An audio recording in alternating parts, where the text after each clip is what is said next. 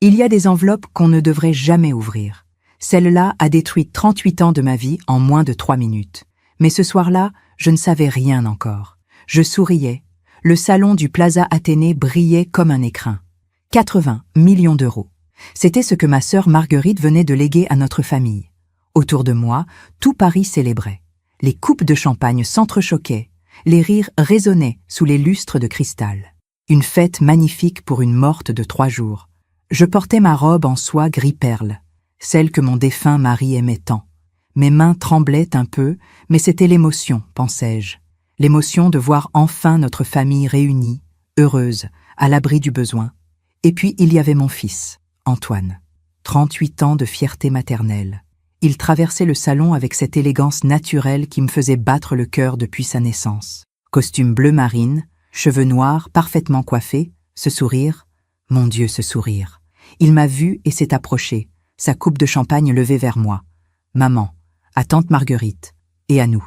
Nous avons trinqué. Ses yeux brillaient d'une lumière que je ne lui connaissais pas, une sorte d'excitation fébrile. Je me suis dit qu'il était heureux, qu'enfin, après toutes ces années difficiles, après son divorce, après ses échecs professionnels, la vie lui offrait un nouveau départ. J'étais si naïve. Tu sembles radieux ce soir, mon chéri. C'est un grand soir, maman. Un très grand soir. Il a embrassé ma joue et s'est éloigné vers le bar. Je l'ai regardé discuter avec Clémence, ma meilleure amie depuis 20 ans. Ils riaient ensemble, complices. Clémence portait une robe rouge qui lui allait à merveille. Elle a posé sa main sur l'épaule d'Antoine. Un geste amical, ai-je pensé. Juste amical. C'est à ce moment-là que l'homme est apparu. 60 ans environ, cheveux gris acier, costume gris anthracite, un visage sévère, fatigué. Je ne l'avais jamais vu. Il s'est penché vers moi, assez près pour que personne d'autre n'entende. Madame de Marigny. Comment connaissait-il mon nom? Il a glissé une enveloppe Kraft dans ma main. Épaisse, lourde. Regardez ceci quand vous serez seul. Pas ici, surtout pas maintenant. Sa voix tremblait légèrement. Qui êtes-vous? Qu'est-ce que... Je suis désolé, vraiment désolé. Et il est parti, disparu dans la foule élégante comme un fantôme. L'enveloppe brûlait dans ma main. Je l'ai glissée rapidement dans mon sac Hermès, le cœur battant. J'ai cherché Antoine des yeux. Il était toujours avec Clémence, près des grandes fenêtres donnant sur l'avenue Montaigne. Ils me tournèrent le dos. Leurs têtes se penchaient l'une vers l'autre, comme s'ils partageaient un secret. Pendant 3 heures encore, j'ai souri, embrassé, remercié. J'ai parlé de Marguerite, de ses derniers jours, de sa générosité. Mais l'enveloppe pesait dans mon sac comme une pierre au fond d'un lac. À minuit, le taxi m'a déposé devant mon immeuble du 16e arrondissement. J'ai monté les marches de marbre, traversé le hall silencieux, pris l'ascenseur jusqu'au 4e étage. Dans mon appartement, tout était calme, trop calme. J'ai posé mon sac sur la console de l'entrée. J'ai enlevé mes escarpins. J'ai fermé les rideaux de velours du salon. Puis j'ai sorti l'enveloppe. Elle reposait sur la table en acajou, près de la photographie encadrée d'Antoine enfant. Sur cette photo, il avait 6 ans et me tendait un bouquet de marguerites sauvages. Son sourire était pur, innocent. Mes mains tremblaient en ouvrant l'enveloppe. À l'intérieur, il y avait des documents, des photographies, des relevés bancaires. J'ai regardé la première photo et le sol s'est dérobé sous mes pieds. Je m'appelle Victoire de Marigny. J'ai 77 ans. Et cette nuit-là, dans le silence de mon salon, j'ai compris que je ne connaissais pas mon fils, que je ne l'avais peut-être jamais connu. Mais pour comprendre comment j'en suis arrivé là, il faut que je vous ramène en arrière, vers le temps où tout semblait encore possible, vers le temps où j'aimais sans me poser de questions. Parfois, on fait confiance à ceux qui ne la méritent pas. Et vous, avez-vous déjà été déçu par quelqu'un que vous aimiez? Racontez-moi votre histoire dans les commentaires, j'aimerais vous lire. Il faut que je vous parle d'Antoine enfant, parce que c'est cet enfant-là que j'ai continué à voir, même quand il est devenu un homme. C'est cette illusion qui m'a rendu aveugle. Nous habitions alors une maison à Neuilly-sur-Seine, pas un appartement, une vraie maison avec un jardin. Mon mari, Philippe, travaillait dans la banque privée. Nous n'étions pas riches comme Marguerite, mais nous vivions bien, confortablement. Le matin, je préparais le petit déjeuner dans la cuisine qui sentait le café et les croissants tièdes. Philippe lisait Le Figaro en silence. Et Antoine descendait l'escalier en courant, son cartable sur le dos, les cheveux encore humides de la douche. « Maman, tu as mis mon goûter ?»« Oui, mon chéri, comme tous les jours. » Il m'embrassait la joue et partait à l'école. Un enfant normal, un bon élève. Pas brillant, mais sérieux, poli. Tout le monde l'adorait. Le mercredi après-midi, nous allions au parc Monceau. Juste lui et moi. C'était notre rituel. Il courait entre les colonnes, grimpait sur les statues, et moi je le regardais en souriant, assise sur un banc vert, mon livre fermé sur les genoux. Un jour de mai, il avait 6 ans, il est revenu vers moi, les mains pleines de marguerites sauvages, des fleurs qu'il avait cueillies près de l'étang. « Tiens, maman, c'est pour toi, parce que tu es la plus belle. » Des marguerites, blanches et jaunes, un peu froissées dans ses petites mains sales. Je les ai gardées longtemps, ces fleurs, jusqu'à ce qu'elles deviennent brunes et cassantes. Puis Philippe les a prises en photo avant de les jeter. Cette photo est restée encadrée dans notre salon pendant 32 ans. Antoine me tendant des marguerites, son sourire d'enfant innocent. Je la regardais souvent, cette photo, surtout après la mort de Philippe, il y a 10 ans. Elle me rassurait. Elle me rappelait que j'avais été aimée, que j'avais donné naissance à quelqu'un de bien. Quand Antoine a grandi, les choses n'ont pas changé vraiment. Oh, bien sûr, il est devenu plus distant, comme tous les adolescents. Mais il restait attentionné. Il m'appelait chaque semaine. Il venait déjeuner le dimanche. Après son divorce avec Isabelle, il y a 5 ans, il est même revenu habiter chez moi quelques mois. J'étais heureuse de l'avoir à nouveau sous mon toit. Ma grande maison était si vide depuis la mort de Philippe. Tu verras, maman, je vais rebondir. J'ai des projets, de grands projets. Il parlait souvent de projets, des investissements, des opportunités, des contacts importants. Je ne comprenais pas tout, mais je hochais la tête. J'étais fière qu'il soit ambitieux. Quand il a rencontré des difficultés financières, je l'ai aidé, naturellement. 50 000 € ici, 30 000 là, pour démarrer une affaire. Pour payer des dettes temporaires, pour investir dans une start-up prometteuse. Je te rembourserai, maman, dès que ça marche, tu verras. Je ne lui ai jamais demandé de me rembourser. C'était mon fils, mon unique enfant. Tout ce que j'avais lui appartiendrait un jour de toute façon. Philippe m'avait laissé notre maison, quelques placements, de quoi vivre correctement. Rien de comparable aux millions de marguerites, mais suffisamment pour être généreuse. Et puis il y avait Clémence. Ma meilleure amie depuis l'époque où nos fils allaient à la même école. Elle aussi avait divorcé. Elle aussi vivait seule dans un bel appartement parisien. Nous déjeunions ensemble 2 fois par semaine. Nous allions au théâtre. Nous partagions nos inquiétudes de mère. Antoine est tellement brillant, Victoire. Il va trouver sa voie, tu verras. Elle le défendait toujours. Elle voyait en lui ce que je voulais y voir. Un homme intelligent, temporairement malchanceux, qui méritait une seconde chance. Quand Marguerite est tombée malade, l'an dernier, Antoine est devenu encore plus présent. Il m'accompagnait à l'hôpital. Il me tenait la main pendant que ma sœur s'éteignait lentement dans sa chambre privée de l'hôpital américain. « Ne t'inquiète pas, maman. Je suis là. Je serai toujours là. » Marguerite n'avait pas d'enfant. Toute sa fortune devait être partagée entre moi et mes cousins. 40 millions d'euros pour moi. 40 millions que je comptais léguer à Antoine, bien sûr. Tu te rends compte, maman? Avec cet argent, on pourra tout faire. Voyager, investir, profiter de la vie. Il parlait au pluriel. On. Comme si cet argent était déjà le nôtre, le sien. Je trouvais cela touchant, cette complicité, cette façon qu'il avait de m'inclure dans ses rêves. Le soir de la fête au Plaza Athénée, en rentrant chez moi, je me sentais légère, heureuse. Ma sœur était partie en paix. Mon fils était à mes côtés. L'avenir s'ouvrait, lumineux. Puis j'ai ouvert l'enveloppe, et j'ai découvert que toutes ces années, toutes ces marguerites, tous ces « je t'aime, maman » n'étaient peut-être qu'un long mensonge patiemment construit. Il y a eu un jour où j'aurais dû ouvrir les yeux. Un seul jour où tout était là, sous mon nez. Mais j'ai choisi de ne rien voir. C'était 6 mois avant la mort de Marguerite. Un mardi après-midi de novembre. Il pleuvait sur Paris, cette pluie fine et grise qui rend les rues tristes. J'étais passée chez Antoine à l'improviste. Il habitait un appartement rue de Courcelles, dans le 17e. Un 3 pièces que je l'aidais à payer depuis son divorce. 4 000 € par mois. Une somme importante pour moi, mais je ne disais rien. Une mère ne compte pas. J'avais sonné. Pas de réponse. J'avais ma clé. Il me l'avait donnée, au cas où. J'étais entrée avec mon parapluie dégoulinant et un cake aux olives que je venais de faire. L'appartement était silencieux, trop silencieux. Antoine? Rien. Sur la table du salon, j'ai vu des papiers éparpillés, des relevés bancaires, des contrats. Je n'aurais pas dû regarder. Une mère respecte l'intimité de son fils adulte, mais mon regard est tombé sur un document. Un virement de 80 000 €. Vers un compte aux îles Caïmans. 80 000 €. Mon cœur s'est serré. Aux îles Caïmans, Antoine m'avait dit qu'il avait des difficultés financières, qu'il ne trouvait pas de travail stable, que ses projets ne marchaient pas encore. Alors d'où venaient ces 80 000 €? J'ai entendu la porte de la chambre s'ouvrir. Antoine est apparu, en peignoir, les cheveux mouillés. « Maman, qu'est-ce que tu fais là ?»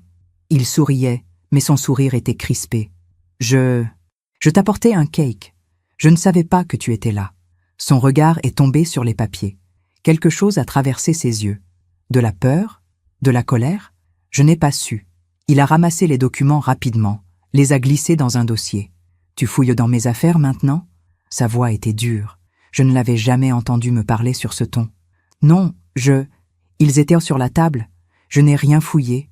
Antoine, ces virements, c'est pour un investissement. Un gros investissement. Avec Clémence. Clémence? Ma meilleure amie investissait avec mon fils. Clémence et toi? Depuis quand? Depuis quelques mois. C'est une opportunité en Amérique du Sud. Très rentable. Elle a confiance en moi, elle. Le sous-entendu était clair. Elle, contrairement à toi. Mais tu m'as dit que tu avais besoin d'argent? C'est différent, maman. C'est compliqué. Les affaires, tu ne comprends pas. Il avait raison. Je ne comprenais pas. La finance, les investissements, tout cela était le monde de Philippe, pas le mien. Et ces îles Caïmans? C'est fiscal, maman. Légal. Parfaitement légal. Écoute, j'apprécie que tu viennes me voir, mais j'ai une visioconférence dans 10 minutes. Il me raccompagnait déjà vers la porte. Tu ne veux pas le cake? Je le prendrai plus tard. Merci, maman. La porte s'est refermée derrière moi. Je suis restée dans le couloir, le cake dans les mains, le cœur battant. Quelque chose n'allait pas. Mais quoi exactement? Le soir, j'ai appelé Clémence. « C'est vrai que tu investis avec Antoine ?» Il y a eu un silence, trop long. « Ah, il t'en a parlé ?»« Oui, c'est un projet intéressant. Immobilier au Brésil. Très prometteur. » Il ne m'avait rien dit. Tu sais comment sont les hommes, ils n'aiment pas inquiéter leur mère. Sa voix était légère, rassurante, trop rassurante. Tu lui as prêté combien? Oh, ce ne sont pas tes affaires, Victoire. Ni les miennes d'ailleurs. C'est entre lui et ses partenaires.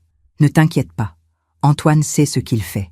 Après avoir raccroché, je suis restée assise dans mon salon, les yeux fixés sur la photo d'Antoine enfant avec ses marguerites. J'aurais dû insister. J'aurais dû poser plus de questions. J'aurais dû comprendre pourquoi un homme qui me demandait 50 000 € pour survivre pouvait en virer 80 000 au Caïman. Mais j'ai choisi de croire, de faire confiance, de me dire que je ne comprenais pas les affaires modernes. J'ai choisi de rester aveugle, parce que parfois, voir la vérité fait plus mal que vivre dans le mensonge. Et parce que j'étais sa mère, et qu'une mère veut croire en son enfant. Toujours, même quand tout devrait la réveiller. Après cet épisode, j'ai décidé de ne plus poser de questions. C'était plus simple ainsi, plus confortable.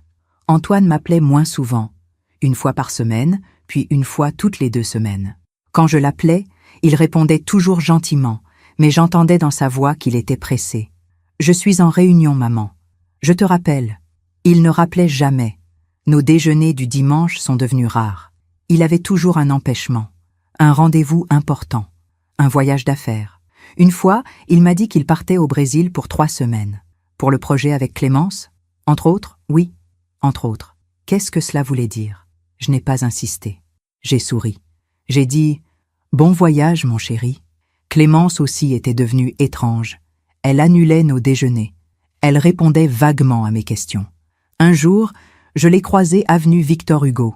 Elle portait un manteau en cachemire neuf qui devait coûter au moins 5 000 €. « Il est magnifique, ton manteau. »« Oh, un petit cadeau que je me suis fait. Les affaires marchent bien en ce moment. » Les affaires? Clémence était professeure de piano à la retraite. Quelles affaires? Mais je n'ai rien dit. J'ai continué à marcher avec elle, à parler de la pluie, du froid, du concert de l'Opéra Garnier auquel nous devions aller ensemble le mois suivant.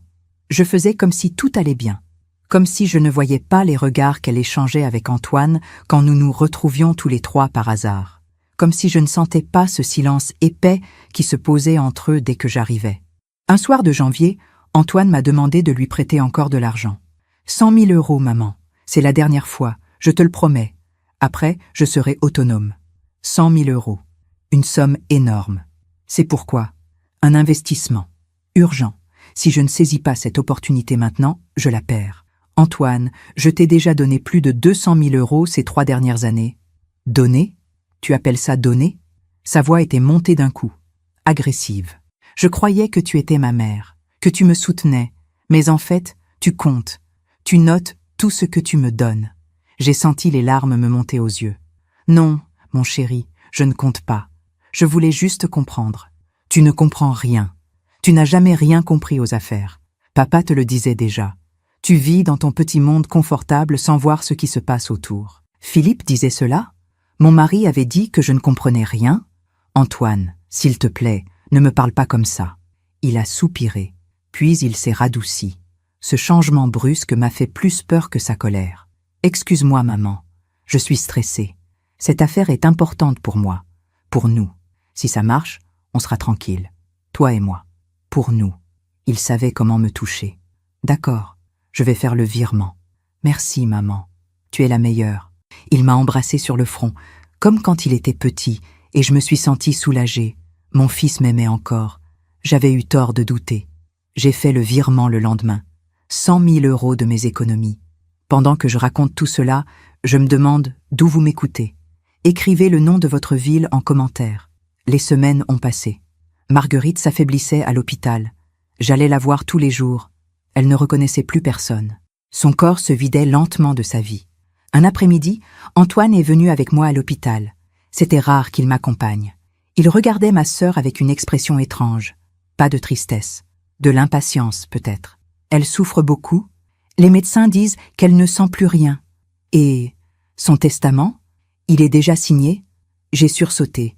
Antoine! Quoi? C'est une question légitime. Elle va mourir, maman. Autant être pragmatique. Pragmatique. Ma sœur mourante. Et mon fils parlait de pragmatisme. Son notaire s'occupe de tout. 40 millions pour moi, 40 pour les cousins. Bien, c'est bien. Il a hoché la tête, satisfait. Ce soir-là, seul dans mon appartement, j'ai regardé encore une fois la photo d'Antoine aux Marguerites. Cet enfant pur et innocent. Où était-il passé? Mais je n'ai pas voulu chercher la réponse. J'ai fermé les yeux. J'ai choisi de continuer à croire que tout s'arrangerait, que j'exagérais, que j'étais une mère trop sensible, trop inquiète. J'ai choisi le silence, parce que le silence était moins douloureux que la vérité. Marguerite est morte 15 jours plus tard, un mardi matin, à l'aube. J'étais seule avec elle. J'ai tenu sa main froide pendant qu'elle poussait son dernier souffle, et la première personne que j'ai appelée, c'était Antoine. Elle est partie, mon chéri. Il y a eu un silence. Puis, d'accord, je viens. Ne bouge pas. Il était là en 20 minutes. Il m'a prise dans ses bras. J'ai pleuré contre son épaule. Mon fils, mon seul fils, il était là. Pendant quelques minutes, j'ai oublié tout le reste. Les doutes, l'argent, les mensonges. J'aurais dû comprendre qu'il n'était pas venu pour me consoler. Il était venu pour être sûr qu'elle était bien morte. Après l'enterrement de Marguerite, les choses se sont accélérées d'une manière étrange. Le notaire m'a convoqué une semaine plus tard. Un homme sec, la cinquantaine, costume gris, lunettes fines. Son étude sentait le cuir et la cire d'abeille. Madame de Marigny, votre sœur vous lègue 40 millions d'euros. L'argent sera disponible d'ici 3 mois, le temps que toutes les démarches administratives soient finalisées. 40 millions. Une somme qui changeait tout. Antoine était assis à côté de moi. Il a serré ma main. Trop fort. C'est merveilleux, maman. Tante Marguerite savait que tu en prendrais soin. Le notaire nous regardait par-dessus ses lunettes. Madame, permettez-moi de vous conseiller. Avec une telle somme, il serait prudent de consulter un gestionnaire de patrimoine. De ne prendre aucune décision hâtive. Bien sûr, je ne compte rien faire dans l'immédiat. Antoine s'est raidi à côté de moi. Dans la voiture qui nous ramenait, il a commencé à parler. Vite, trop vite. Maman, j'ai réfléchi. Avec cet argent, on pourrait investir ensemble. Je connais des opportunités exceptionnelles. En 2 ans, on pourrait doubler la mise. Doubler? Antoine, je n'ai pas besoin de plus d'argent. J'en ai déjà plus que ce dont j'aurais jamais besoin. Son visage s'est fermé. Tu vas tout laisser dormir sur un compte? alors que je pourrais le faire fructifier? Je ne sais pas encore. Je vais d'abord réfléchir. Réfléchir à quoi? Je suis ton fils, ton seul héritier. Cet argent me reviendra de toute façon un jour. Pourquoi ne pas me laisser le gérer maintenant? Sa voix était devenue dure, impatiente. J'ai senti quelque chose se briser en moi. Une petite fissure dans l'image que j'avais de lui. Antoine, cet argent est à moi. Marguerite me l'a légué à moi. Évidemment. Mais on est une famille, non? Une famille. Le mot sonnait faux dans sa bouche. 2 semaines plus tard, Antoine a suggéré d'organiser une grande fête pour célébrer l'héritage, pour honorer la mémoire de tante Marguerite. Une belle soirée au Plaza Athénée, avec toute la famille, tous nos amis. Une fête, alors qu'elle vient de mourir? Marguerite aurait aimé ça. Elle aimait la vie, le luxe, les belles choses. C'était vrai. Marguerite adorait les fêtes. D'accord, mais quelque chose de sobre, d'élégant. Bien sûr, maman, je m'occupe de tout. Il s'est occupé de tout, en effet. La liste des invités, le traiteur, le champagne. Il a même choisi ma robe. Une soie gris perle qu'il a fait livrer chez moi. Pour que tu sois la plus belle, maman. J'étais touchée. Mon fils s'occupait de moi. Il pensait à moi. Mais 3 jours avant la fête, j'ai trouvé quelque chose. J'étais passée chez Antoine pour lui apporter des documents que le notaire m'avait demandé de signer. Il n'était pas là. Encore une fois, j'avais ma clé. Sur le comptoir de la cuisine, j'ai vu son téléphone. Il l'avait oublié. L'écran s'est allumé. Un message venait d'arriver. De Clémence. Tout est prêt pour vendredi. Elle ne se doute de rien. Après la fête, on pourra enfin... Le message s'est coupé. J'ai fixé l'écran. Mon cœur battait si fort que j'entendais le sang dans mes oreilles. Tout est prêt pourquoi? Je ne me doute de rien pourquoi. J'aurais pu prendre le téléphone, le déverrouiller, lire les autres messages, mais mes mains tremblaient trop. J'ai posé les documents sur la table et je suis partie. Dans le taxi qui me ramenait chez moi, je me répétais « Ce n'est rien, une surprise, peut-être un cadeau ». Mais je savais que je me mentais. Le lendemain, j'ai appelé Clémence. « Tu viens à la fête vendredi ?» Évidemment, je ne manquerais ça pour rien au monde. Sa voix était trop joyeuse, fausse. « Clémence. »« Oui ?» J'ai failli lui poser la question, lui demander ce qu'elle tramait avec mon fils. Mais j'ai eu peur de la réponse. « Rien. À vendredi. » Après avoir raccroché, je suis restée assise dans mon salon, les yeux fixés sur la photographie d'Antoine aux Marguerites. Pourquoi avais-je si peur? Le vendredi est arrivé, le jour de la fête. Je me suis habillée lentement, avec soin. La robe gris perle qu'Antoine avait choisie. Mes perles, mon parfum Chanel 9.5. Dans le miroir, je voyais une femme élégante, 77 ans, bien conservée. Mais ses yeux étaient inquiets. « Tu es ridicule, Victoire », me suis-je dit. « Tu vois des complots partout. Antoine est ton fils, il t'aime. » Le taxi m'a déposé devant le Plaza Athénée à 20h. Les lustres brillaient déjà. La musique jouait doucement. Les serveurs circulaient avec des plateaux de champagne. Antoine m'attendait à l'entrée, magnifique dans son costume bleu marine. Il m'a embrassée. « Tu es superbe, maman. »« Merci, mon chéri. » Il souriait, ce sourire large, radieux, le sourire qui aurait dû me rassurer. Mais pour la première fois de ma vie, en regardant le sourire de mon fils, j'ai eu peur. Je suis rentrée chez moi à minuit. Les rues de Paris étaient vides et froides. Dans le taxi, je serrais mon sac contre moi. L'enveloppe pesait comme du plomb. L'homme aux cheveux gris, son regard triste. Je suis désolée. Pourquoi était-il désolé? J'ai monté les escaliers lentement. Mes jambes tremblaient. Dans mon appartement, j'ai allumé seulement la lampe du salon. Une lumière douce, tamisée. L'enveloppe reposait sur la table en acajou, à côté de la photo d'Antoine enfant.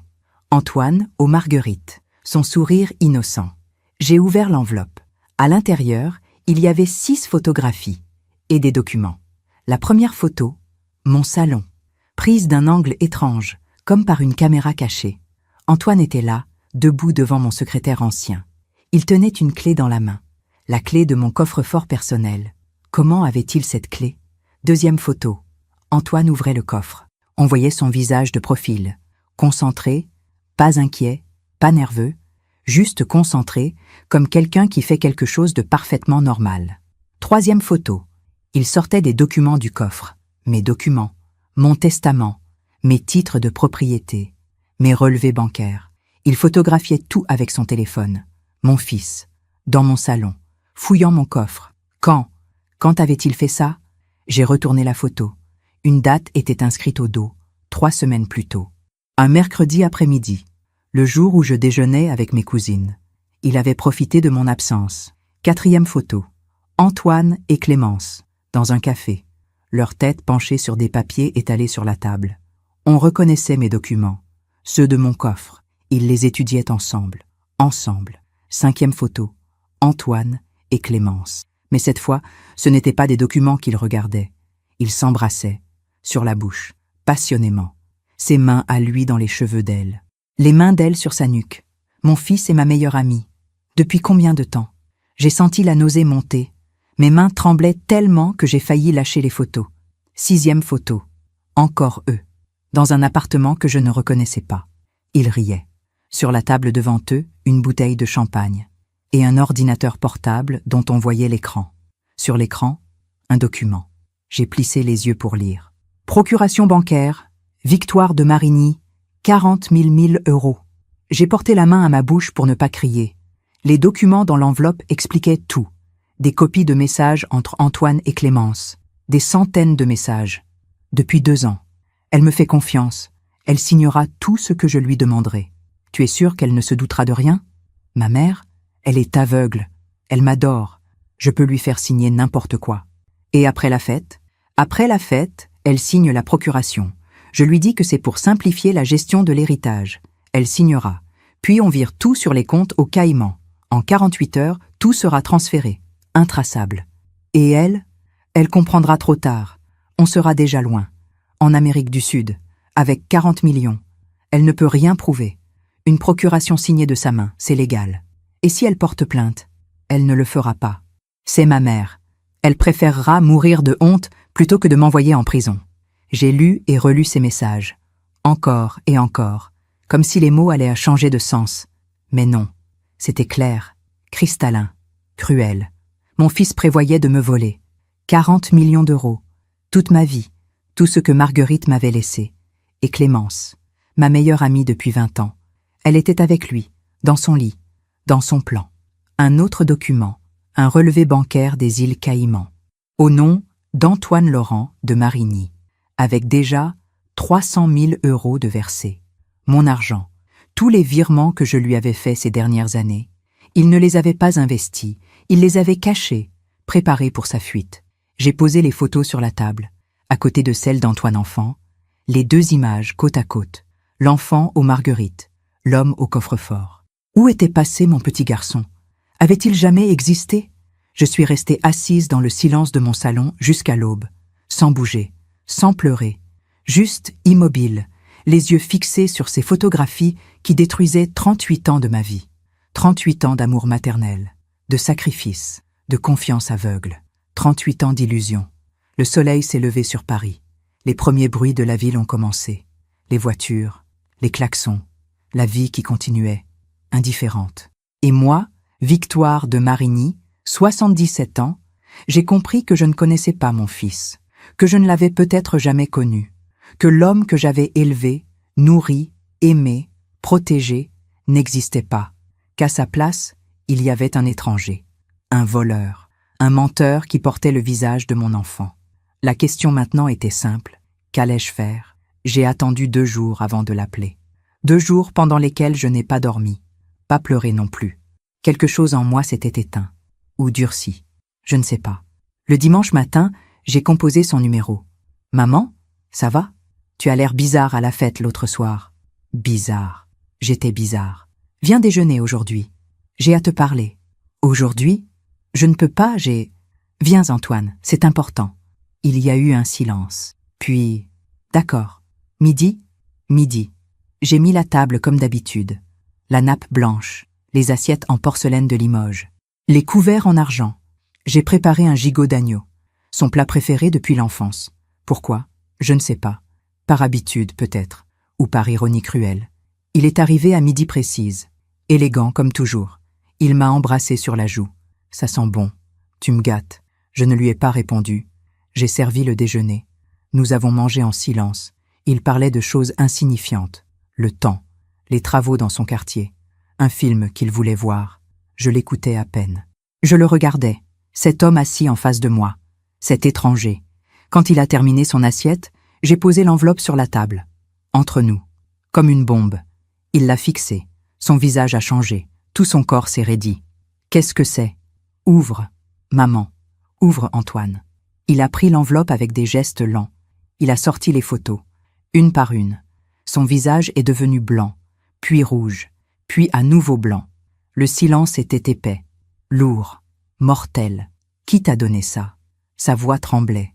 Pas de honte, de colère. Un homme, à la fête. Je ne sais pas qui il est. Peut-être quelqu'un qui a une conscience, contrairement à toi. Maman, je peux expliquer... Expliquer quoi? Que tu fouilles mon coffre-fort? Que tu couches avec ma meilleure amie? Que tu prévois de me voler 40 millions d'euros et de fuir en Amérique du Sud?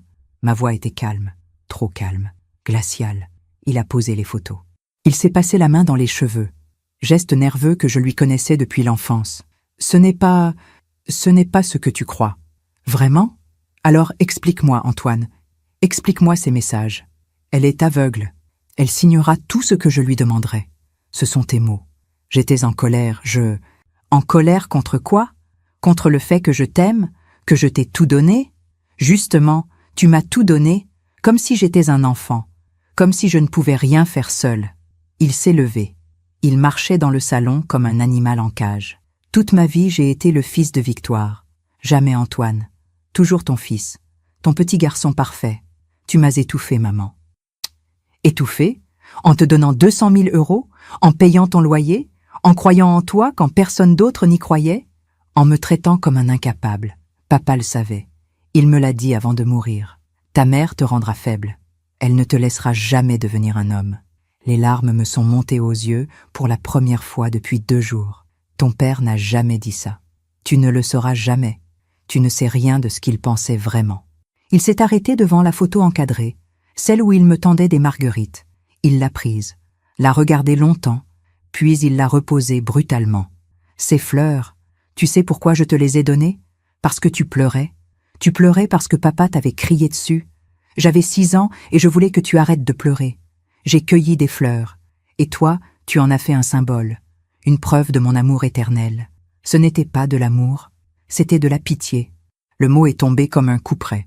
Je me suis levée, j'ai marché jusqu'à la fenêtre. Paris s'étendait sous mes yeux, indifférent, magnifique, cruel. Et Clémence? Clémence comprend qui je suis vraiment. Elle ne me juge pas, elle ne me traite pas comme un enfant. Elle t'aide à voler ta mère. Quelle compréhension admirable. Ce n'est pas du vol. Cet argent me revient. Je suis ton seul héritier. Je ne fais qu'anticiper. En me laissant sans rien, en partant comme un voleur, tu aurais encore ta maison, ta retraite, tu n'as besoin de rien d'autre. Tu as 77 ans, maman. À quoi vont te servir 40 millions? Je me suis retournée. Je l'ai regardé vraiment. Cet homme que j'avais porté, allaité, élevé, aimé. Tu as raison. À mon âge, je n'ai plus besoin de grand-chose. Mais toi non plus. Tu n'auras rien. Qu'est-ce que tu veux dire? J'ai appelé le notaire vendredi soir. Après avoir ouvert cette enveloppe, j'ai changé mon testament. Tu n'hériteras rien. Ni maintenant, ni à ma mort. Tout ira à des associations caritatives. Son visage s'est décomposé. Tu ne peux pas faire ça. Je viens de le faire. Maman. Ne m'appelle plus maman. Tu n'es plus mon fils. Mon fils est mort. Il y a longtemps peut-être. Ou peut-être qu'il n'a jamais existé. Il s'est approché. Il a voulu prendre ma main. Je l'ai retirée. S'il te plaît, on peut arranger les choses. J'étais perdue. Clémence m'a mis des idées dans la tête. Maintenant tu accuses Clémence? Il y a 2 minutes, elle te comprenait mieux que moi. Maman, je t'en supplie. Ses yeux étaient humides, mais je n'y voyais pas de larmes sincères, juste la panique de perdre 40 millions. Sors de chez moi. Maman, sors. Je me demande encore si j'ai fait le bon choix. Et vous? Qu'auriez-vous fait à ma place? Il a pris son manteau. À la porte, il s'est retourné une dernière fois. Un jour, tu regretteras. Peut-être, mais au moins, je pourrai me regarder dans un miroir. Toi, tu vivras avec ce que tu es. Et crois-moi, c'est une punition bien pire que de perdre de l'argent. La porte s'est refermée. Je suis restée debout au milieu du salon, seule, avec les restes du déjeuner sur la table, le gigot refroidi, les assiettes sales, et cette photo d'un petit garçon qui n'avait jamais existé. J'avais tout perdu. Mon fils. Ma meilleure amie.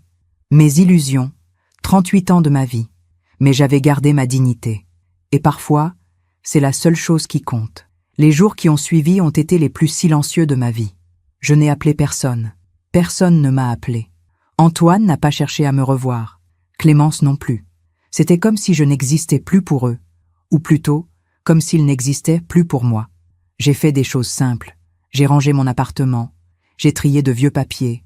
J'ai donné des vêtements. J'ai fait ce que font les gens qui préparent un nouveau départ. Un matin, j'ai décroché la photo d'Antoine aux Marguerites. Je l'ai regardé une dernière fois. Cet enfant innocent qui n'avait peut-être jamais existé. Ou qui avait existé seulement dans mon imagination de mère aveugle. Je l'ai posé dans une boîte, au fond d'un placard. Pas jeté. Je n'étais pas prête à jeter, mais caché, hors de ma vue. À sa place sur le mur, j'ai accroché un miroir ancien que j'avais depuis des années, mais que je n'avais jamais osé mettre. Philippe le trouvait trop grand, trop imposant. Maintenant, je pouvais me voir, vraiment me voir. Une femme de 77 ans, des cheveux blancs, des rides au coin des yeux, mais un regard clair, lucide, libre. Le notaire m'a convoqué la semaine suivante. L'argent de Marguerite était disponible. 40 millions d'euros sur mon compte. J'ai regardé ce chiffre sur l'écran de l'ordinateur du notaire. 40 millions. De quoi vivre sans vie? De quoi acheter tout ce qu'on peut acheter? Mais qu'est-ce que j'allais acheter? Du temps? De l'amour? Un fils qui m'aime vraiment? Madame, avez-vous pris une décision concernant la gestion de cette somme? J'ai souri. Oui, j'avais pris une décision. Je voudrais créer une fondation pour aider les femmes âgées victimes d'abus financiers par leurs proches. Le notaire a levé les yeux, surpris. Une fondation? Oui, avec 30 millions d'euros, pour qu'elles puissent se défendre, avoir des avocats, reconstruire leur vie, pour qu'elles comprennent qu'on peut survivre à la trahison. C'est très généreux, madame. Non, c'est nécessaire. J'ai gardé 10 millions pour moi, largement suffisant pour vivre confortablement jusqu'à la fin de mes jours, et voyager, et offrir des cadeaux aux gens que j'aimais vraiment. En sortant de l'étude, j'ai marché dans Paris. Mes pas m'ont mené au parc Monceau, notre parc, celui où Antoine cueillait des marguerites. Les marguerites étaient là, justement, blanches et jaunes dans l'herbe verte, simples, belles, innocentes. Je me suis assise sur un banc, le même banc qu'il y a 40 ans, et pour la première fois depuis des semaines, j'ai pleuré. Pas sur Antoine, pas sur Clémence, pas même sur moi. J'ai pleuré sur l'illusion perdue, sur la mère que j'avais été, sur l'amour aveugle que j'avais donné sans jamais poser de questions. Mais en pleurant, j'ai aussi senti quelque chose se libérer. Une douleur ancienne, une peur que je portais depuis toujours, la peur de ne pas être assez, de ne pas être aimé. Cette peur, je l'avais nourrie en étouffant Antoine de mon amour, en voulant être la mère parfaite, en fermant les yeux sur tous les signes. Maintenant, elle partait, avec mes larmes. Je n'avais plus besoin d'être la mère parfaite. Je n'avais plus besoin d'être aimée par celui qui ne savait pas aimer. J'avais juste besoin d'être moi, Victoire, une femme libre. Une semaine plus tard, j'ai croisé une ancienne voisine dans la rue. « Victoire, comment vas-tu? On ne te voit plus. Et Antoine ?» J'ai souri, un vrai sourire. Antoine suit son propre chemin, et moi le mien. « Oh, vous êtes... Disons que nous avons pris nos distances. C'est mieux ainsi. » Elle a hoché la tête, gênée. Elle voulait en savoir plus, mais elle n'a pas osé demander. Tant mieux. Ce n'était pas son histoire, c'était la mienne, et je la gardais pour moi. Quelques mois ont passé. J'ai voyagé. D'abord en Italie, puis en Grèce, seule. Pour la première fois de ma vie, j'ai voyagé seule.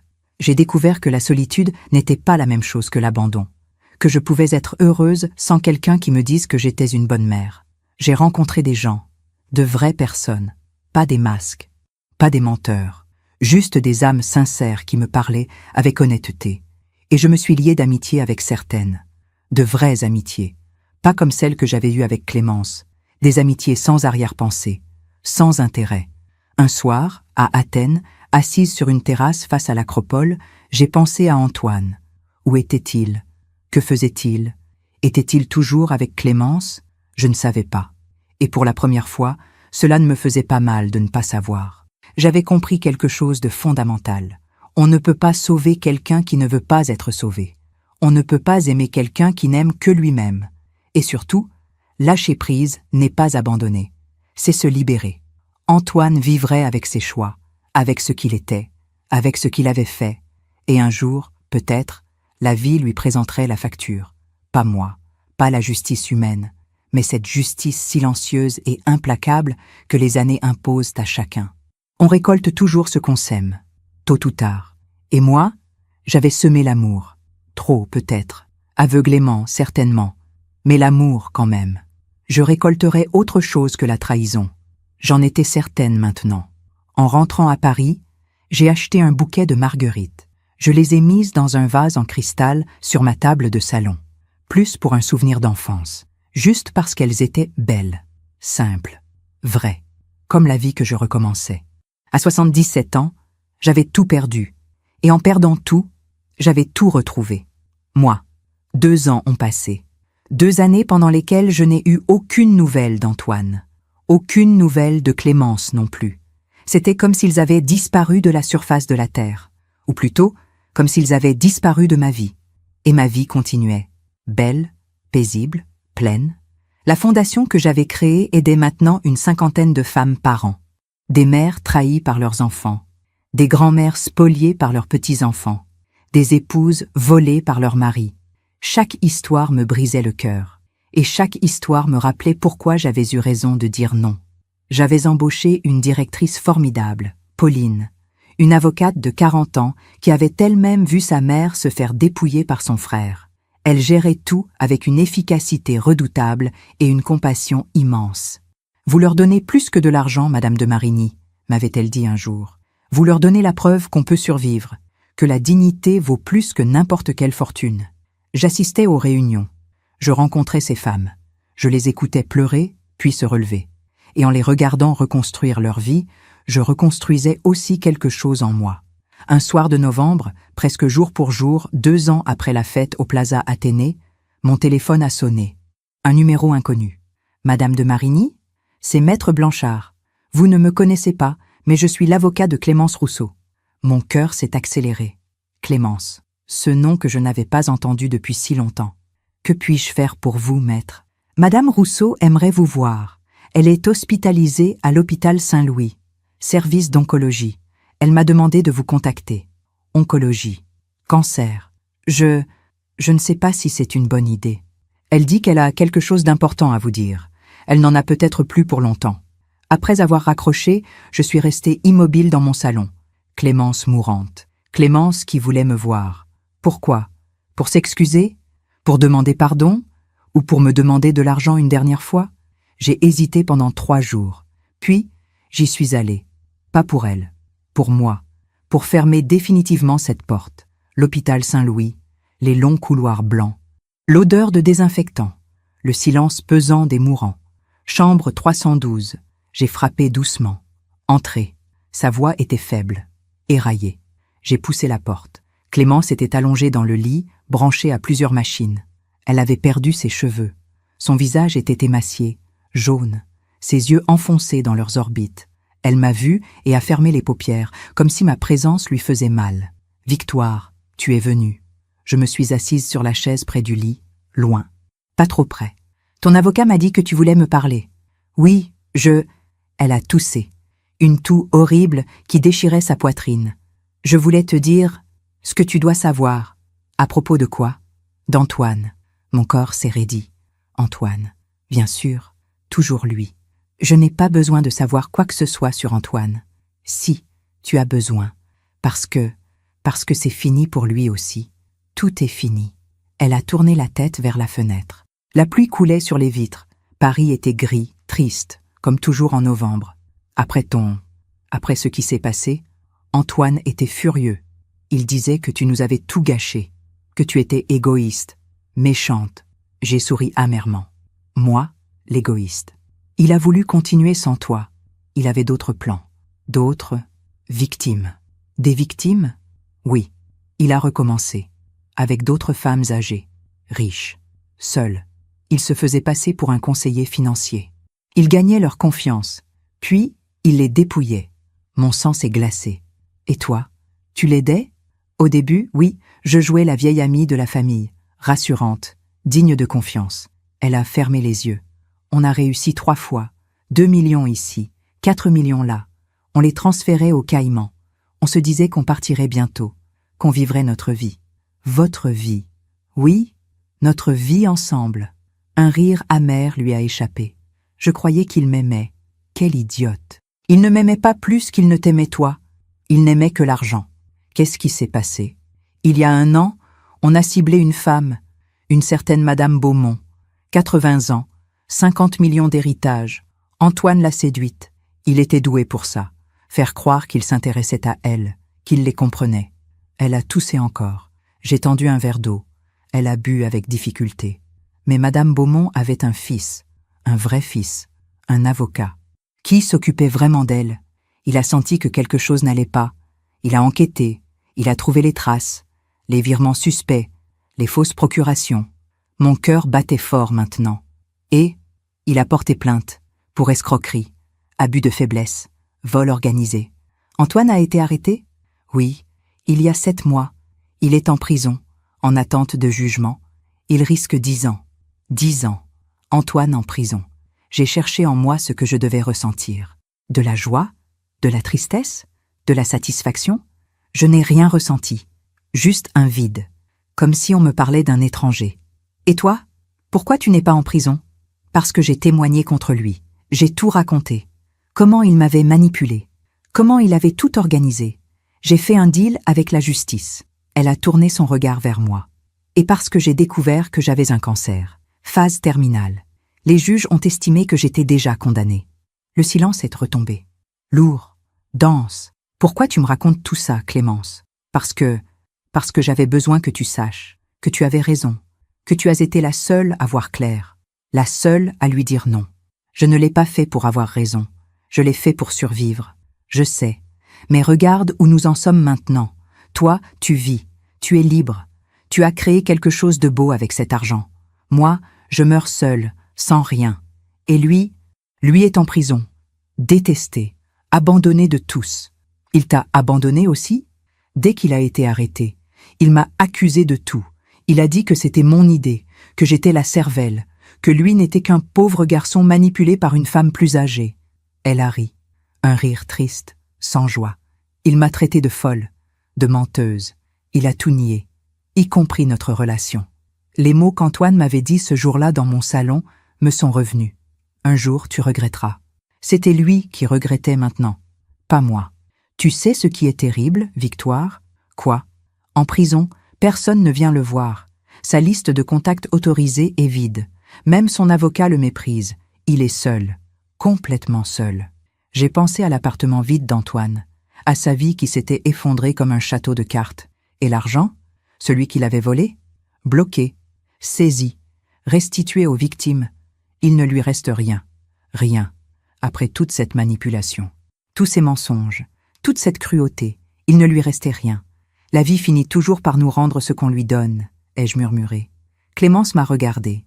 Ses yeux étaient humides. Tu me détestes? J'ai réfléchi à cette question. Honnêtement. Non, je ne te déteste pas. Je t'ai détesté. Pendant des mois. Mais maintenant je te plains. Me plaindre? Oui, parce que tu as gâché nos 20 ans d'amitié pour un homme qui ne valait rien. Tu as trahi la seule personne qui t'aimait vraiment. Pour de l'argent, pour des illusions. Elle a fermé les yeux. Des larmes ont coulé sur ses joues creuses. J'ai été stupide. Oui, tu as été stupide. Pardon, Victoire. Je ne peux pas te pardonner, Clémence. Pas vraiment. Mais je peux te laisser partir en paix. J'ai posé ma main sur la sienne. Sa peau était froide, presque transparente. Tu ne m'as jamais demandé pourquoi j'ai témoigné contre lui. Pourquoi? Parce qu'il m'a dit la même chose qu'à toi, qu'il m'aimait, qu'on partirait ensemble. Et puis un jour, en prison, il a tout avoué. Il m'a dit qu'il ne m'avait jamais aimé, que j'étais juste un outil, une vieille femme naïve qu'il utilisait. Comme sa mère, comme sa mère. Ces mots m'ont fait plus mal que tout le reste. Il a dit « Vous êtes toutes les mêmes. Vous, ma mère, toutes ces vieilles, pathétiques. Vous donnez tout pour un sourire, pour un mot doux. Vous méritez de perdre votre argent. » J'ai senti mes mains trembler. À ce moment-là, j'ai compris que je n'étais pas amoureuse de lui. J'étais sous son emprise. et que cette emprise n'était que du vide. Elle m'a serré faiblement la main. Toi, tu as été plus forte que moi. Tu as vu le vide avant qu'il te détruise. Nous sommes restées silencieuses. La pluie continuait de tomber dehors. Est-ce que tu vas le voir, Antoine? Non. Même pas une dernière fois? Surtout pas une dernière fois. Il n'y a plus rien à dire, plus rien à sauver. Il m'a demandé de te transmettre un message. Mon cœur s'est contracté malgré moi. Quoi? Qu'il avait besoin d'argent pour un meilleur avocat. Je me suis levée brutalement. Bien sûr, même en prison, même après tout, il demande encore de l'argent. J'ai marché vers la porte. Victoire, je me suis retournée. Merci d'être venue. Guéris en paix, Clémence, si tu peux. Il n'y a plus de paix possible pour moi, mais j'espère qu'il y en a pour toi. J'ai quitté l'hôpital. Dehors, la pluie avait cessé. Le ciel se dégageait. Une lumière pâle perçait les nuages. En marchant vers le métro, j'ai pensé à Antoine, en prison, seul, détesté, sans argent, sans amis, sans personne. J'aurais dû ressentir de la joie, de la victoire. Il avait eu ce qu'il méritait, mais je ne ressentais que de la tristesse. Une tristesse immense. Pas pour lui, pour ce qu'il aurait pu être, pour l'enfant aux marguerites qui n'avait jamais vraiment existé. La vie lui avait présenté la facture, une facture bien plus lourde que tout ce qu'il avait volé. Il avait tout perdu, sa liberté, son argent, sa dignité. Et surtout, il avait perdu quelque chose qu'on ne retrouve jamais, la capacité d'être aimé. Parce qu'on ne peut pas être aimé quand on n'aime personne, quand on ne voit dans les autres que des moyens, des outils, des victimes. Antoine vivrait le reste de sa vie avec ça, en prison d'abord, puis dehors, si jamais il sortait. Mais il serait toujours prisonnier, prisonnier de ce qu'il était. Et moi, j'étais libre. Clémence est morte 3 semaines plus tard. J'ai appris sa mort par un faire-part dans le Figaro. Décédée dans sa 78e année. Ni fleurs, ni couronne. Je n'ai pas assisté à ses funérailles. Il n'y avait rien à pleurer. Notre amitié était morte bien avant elle. Ce soir-là, assise dans mon salon, j'ai regardé le vase de marguerites sur ma table. Elles étaient fraîches, vivantes, belles, et j'ai compris que la vraie justice n'était pas de voir Antoine en prison. La vraie justice, c'était de vivre pleinement, librement, heureusement. C'était de transformer la douleur en quelque chose de beau, l'argent volé en aide pour d'autres, la trahison en sagesse. Elle m'avait traité de folle, un jour, Clémence. Quand je refusais de voir la vérité sur Antoine. Des années plus tard, j'avais retrouvé ce même regard vide dans un couloir d'hôpital. La vie finit toujours par rendre ce qu'on lui donne. Et ce qu'elle avait rendu à Antoine et Clémence, c'était le vide qu'ils avaient semé, le vide qu'ils avaient été. Moi, j'avais semé de l'amour, même aveugle, même mal placé. Et ce que la vie me rendait maintenant, c'était autre chose, de la paix, de la liberté. Et la certitude tranquille que j'avais fait le bon choix. Aujourd'hui, j'ai 80 ans. 3 ans ont passé depuis cette visite à l'hôpital. 3 années de paix que je n'aurais jamais imaginé possible. Si vous m'aviez dit, le soir de cette fête au Plaza Athénée, que je serais aujourd'hui plus heureuse qu'avant, je ne vous aurais pas cru. La trahison ressemblait alors à une fin, à une destruction totale. Mais ce n'était pas une fin, c'était une libération. Je me lève ce matin dans mon appartement du 16e arrondissement. Le soleil entre par les grandes fenêtres. Paris s'éveille doucement. J'entends les oiseaux dans les arbres de l'avenue. Le bruit lointain de la circulation. La vie qui continue, indifférente et magnifique. Sur ma table, le vase de marguerites. Je les change chaque semaine. Pas pour un souvenir, pas pour une nostalgie. Juste parce qu'elles sont belles. Parce qu'elles me rappellent que la simplicité est souvent plus vraie que toutes les promesses compliquées. Je prends mon café, lentement, sans me presser. J'ai appris à savourer ces moments. Le goût du café, la chaleur de la tasse dans mes mains, le silence paisible du matin. Quand on a 77 ans et qu'on découvre qu'on a été trahi par ce qu'on aimait le plus au monde, 2 chemins s'ouvrent. Le premier est celui de l'amertume, de la colère, de la rancœur qui vous ronge jusqu'à vous détruire. Le second est celui de la compréhension, de l'acceptation, de la transformation. J'ai choisi le second, pas par bonté, pas par sainteté, simplement parce que je voulais continuer à vivre, vraiment vivre, pas survivre dans l'ombre d'une douleur. Hier, je suis retournée au parc Monceau, notre parc. celui où tout avait commencé il y a tant d'années. C'était un mercredi après-midi, comme autrefois. Mais cette fois, je n'étais pas seule. Avec moi, il y avait Jeanne, 72 ans, une femme que la Fondation a aidée il y a 2 ans. Son fils et sa belle-fille l'avaient spoliée de tout, de sa maison, de ses économies, de sa dignité. Quand je l'ai rencontrée pour la première fois, elle ne parlait presque plus. Elle restait assise, les yeux vides, comme si la vie l'avait déjà quittée. Aujourd'hui, elle marche à mes côtés entre les colonnes du parc. Elle rit. Elle me raconte son voyage en Provence. Elle me montre des photos de sa nouvelle vie. Un petit appartement qu'elle loue, des cours de peinture qu'elle a commencé, des amies qu'elle s'est faites. Vous m'avez sauvée, Madame de Marigny. Non, Jeanne, je vous ai juste tendu la main. C'est vous qui avez fait le chemin. Quand même, sans vous, sans la Fondation, je serais morte de honte et de solitude. Nous nous sommes assises sur un banc, le même banc où je m'asseyais avec Antoine enfant. Vous savez ce qui est étrange, m'a-t-elle dit. Au début, je voulais que mon fils soit puni. J'imaginais la prison, la ruine. Je voulais qu'il souffre comme il m'avait fait souffrir. C'est normal. Mais maintenant, je ne pense même plus à lui. Je vis ma vie. Il vit la sienne. Ou plutôt, il vit avec ses choix. Et franchement, je n'aimerais pas être à sa place. Ces mots ont résonné en moi. C'était exactement ce que je ressentais pour Antoine. Je ne pensais plus à lui. Pas par effort, pas par volonté de l'oublier. Simplement parce qu'il n'occupait plus d'espace dans ma vie. Parfois, je recevais des nouvelles par des connaissances communes. Antoine était sorti de prison il y a 6 mois. Liberté conditionnelle. Il vivait dans un studio à Montreuil, seul, sans travail, sans argent, sans personne. Certaines personnes me demandaient « Vous n'avez pas envie de l'aider ? C'est quand même votre fils. » Non, je n'avais pas envie de l'aider, pas par cruauté, pas par vengeance, mais parce que l'aider maintenant serait l'empêcher d'apprendre la seule leçon qui pourrait encore le sauver. On ne peut pas sauver quelqu'un des conséquences de ses propres choix. C'est la vie qui enseigne, pas nous. Et Antoine avait besoin de ces leçons, dures, douloureuses, mais nécessaires. Peut-être qu'un jour, dans 10 ans, dans 20 ans, il comprendrait. Peut-être qu'il se réveillerait et verrait ce qu'il avait détruit. Peut-être qu'il deviendrait quelqu'un de meilleur. Ou peut-être pas. Ce n'était plus mon problème. Ce n'était plus mon rôle. J'avais été sa mère pendant 38 ans. J'avais donné tout ce qu'une mère pouvait donner. Parfois trop, souvent mal, toujours avec amour. Maintenant, c'était à lui de grandir. Seul. La Fondation continue de croître. Nous aidons maintenant plus de 100 femmes par an. Des mères, des grands-mères, des épouses, des filles. Toutes trahies par ceux en qui elles avaient la confiance. Chaque histoire est différente. Mais elles ont toutes le même fil rouge.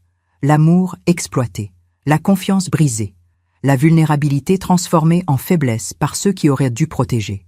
Pauline, la directrice, me dit souvent « Vous savez ce qui aide le plus ces femmes ? Ce n'est pas l'argent, ce n'est pas les avocats, c'est vous, votre histoire, le fait que vous ayez survécu, que vous soyez heureuse. Moi, je les aide juste en existant ? Oui, parce que vous êtes la preuve vivante qu'on peut perdre quelqu'un qu'on aime et continuer à vivre. Que la trahison n'est pas une condamnation à mort.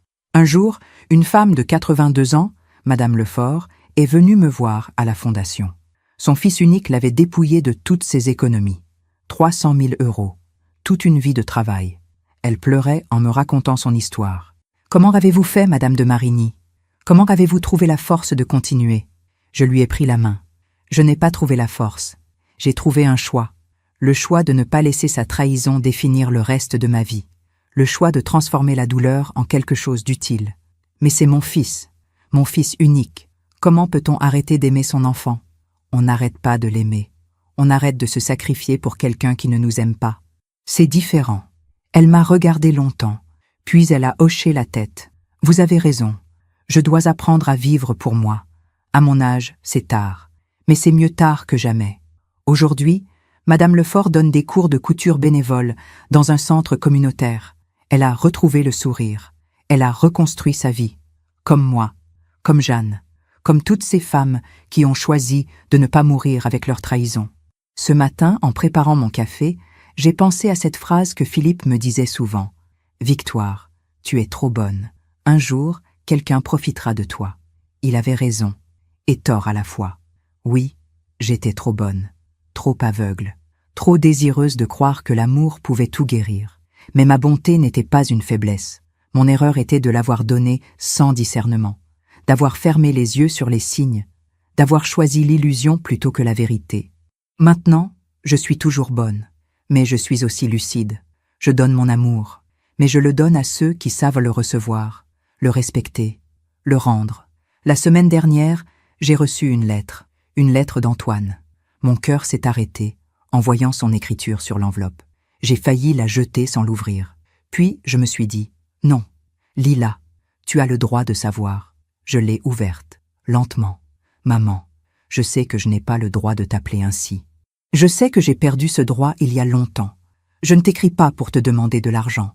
Je ne t'écris pas pour te demander pardon. Je sais que je ne mérite ni l'un ni l'autre. Je t'écris juste pour te dire que j'ai compris. Trop tard, beaucoup trop tard. En prison, j'ai eu beaucoup de temps pour réfléchir, pour comprendre ce que j'avais fait. Pas seulement à toi, mais à toutes ces femmes, à Clémence, à moi-même. J'ai détruit tout ce qui était beau dans ma vie, par cupidité, par orgueil, par bêtise. Tu avais raison. L'argent ne vaut rien. La dignité vaut tout. Je ne te demande pas de me répondre. Je ne te demande rien. Je voulais juste que tu saches que quelque part, dans un studio minable de Montreuil, il y a un homme de 41 ans qui a enfin compris ce qu'était sa mère. Une femme bonne, généreuse, qui méritait mieux qu'un fils comme moi. Je te souhaite d'être heureuse. Tu le mérites plus que quiconque. Antoine, j'ai lu cette lettre 3 fois. Puis je l'ai posée sur la table. Qu'est-ce que je ressentais? De la joie, de la tristesse, du soulagement? Un peu de tout. Et en même temps, rien de définitif. Antoine avait peut-être compris. Peut-être qu'il changerait. Peut-être qu'il deviendrait quelqu'un de meilleur. Ou peut-être que c'était juste une nouvelle manipulation. Une tentative de me toucher, de rouvrir une porte. Je ne savais pas. Et franchement, cela n'avait plus d'importance. J'ai plié la lettre. Je l'ai mise dans un tiroir. Je n'y ai pas répondu. Pas par cruauté, pas par rancune. Simplement parce qu'il n'y avait rien à dire. Le passé était le passé. Antoine vivrait avec ses regrets. Moi, avec ma paix. Cet après-midi, je vais à la Fondation. Nous organisons une conférence sur les abus financiers envers les personnes âgées. Des avocats viendront, des travailleurs sociaux, des journalistes aussi. Pauline me demande souvent de témoigner, de raconter mon histoire. Au début, je refusais. C'était trop intime, trop douloureux. Mais maintenant, je le fais. Pas souvent, mais quand je sens que c'est nécessaire. Parce que si mon histoire peut aider, ne serait-ce qu'une femme à ouvrir les yeux, à dire non, à se défendre, alors tout cela aura eu un sens. La douleur aura servi à quelque chose. La trahison aura produit de la sagesse. La perte aura créé de la solidarité. Ce soir, en rentrant chez moi, je passerai par le marché aux fleurs. J'achèterai des marguerites fraîches, blanches et jaunes, simples et belles. Je les mettrai dans mon vase et je les regarderai en souriant. Parce que les marguerites ne mentent pas. Elles ne trahissent pas. Elles ne calculent pas. Elles sont juste ce qu'elles sont. Belles, vraies, éphémères, comme la vie devrait être. J'ai 80 ans. Je n'ai plus de fils. Je n'ai plus d'illusions. Je n'ai plus de fortune à protéger. Mais j'ai quelque chose de bien plus précieux. J'ai ma dignité, ma liberté, ma paix intérieure. Et j'ai la certitude tranquille que j'ai fait le bon choix, que dire non à Antoine était la chose la plus aimante que je pouvais faire, pour lui, et surtout pour moi. Parce qu'aimer, ce n'est pas tout accepter, ce n'est pas fermer les yeux, ce n'est pas se sacrifier jusqu'à disparaître. Aimer, c'est aussi savoir poser des limites, dire non, partir quand il le faut. Et parfois, le plus grand acte d'amour qu'on puisse faire est de laisser quelqu'un faire face aux conséquences de ses choix, même si ce quelqu'un est notre enfant. Je suis assise dans mon salon maintenant. Le soleil se couche sur Paris. Le ciel est rose et orange. Magnifique. Sur le mur, là où était la photo d'Antoine aux marguerites, il y a maintenant le grand miroir ancien. Je me regarde. Une femme de 80 ans. Des cheveux blancs, des rides profondes, mais des yeux clairs, un sourire paisible. Je me reconnais. Enfin, ce n'est plus la mère aveugle qui vivait pour son fils. Ce n'est plus la veuve qui s'accrochait aux souvenirs.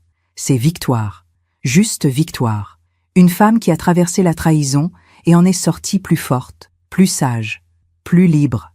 Si vous m'écoutez aujourd'hui, si mon histoire résonne en vous, je veux que vous sachiez une chose, la trahison ne vous définit pas.